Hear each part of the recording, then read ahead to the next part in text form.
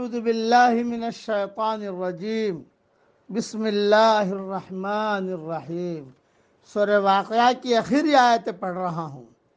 فلولا اذا بلغت الحلقوم، پس جبکہ روح نرخرے تک پہنچ جائے، وانتم حینئذ تنظرون، اور تم اس وقت آنکھوں سے دیکھتے رہو، وَنَحْنُ أَقْرَبُ إِلَيْهِ مِنْكُمْ وَلَكِنْ لَا تُبْصِرُونَ، ہم اس شخص سے بنسبت تمہارے بہت زیادہ قریب ہوتے ہیں لیکن تم نہیں دیکھ سکتے۔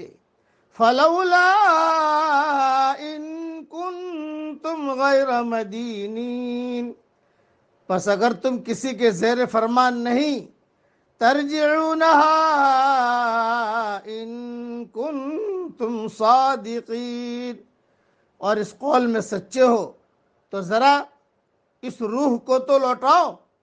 فاما ان کان من المقربین، پس جو کوئی بارگاہ الہی سے قریب کیا ہوا ہوگا، فروح وریحان وجنت نعیم، اسے تو راحت ہے اور غذائیں ہیں اور آرام والی جنت ہے۔ وَأَمَّا إِن كَانَ مِنْ أَصْحَابِ الْيَمِينِ، اور جو شخص داہلے ہاتھ والوں میں سے ہے، فَسَلَامٌ لَكَ مِنْ أَصْحَابِ الْيَمِينِ، تو بھی سلامتی ہے تیرے لیے کہ تو داہنے والوں میں سے ہے۔ وَأَمَّا إِن كَانَ مِنَ الْمُكَذِّبِينَ الضَّالِّينَ،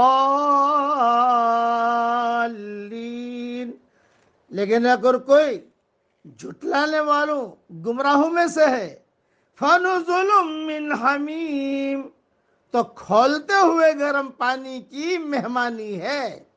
وَتَصْلِيَةُ جَحِيمٍ، اور دوزخ میں جانا ہے۔ إِنَّ هَذَا لَهُوَ حَقُّ الْيَقِينِ، یہ خبر سراسر حق اور قطعاً یقینی ہے۔ فَسَبِّحْ بِاسْمِ رَبِّكَ الْعَظِيمِ، پس تو اپنے عظیم الشان پروردگار کی تسبیح کر۔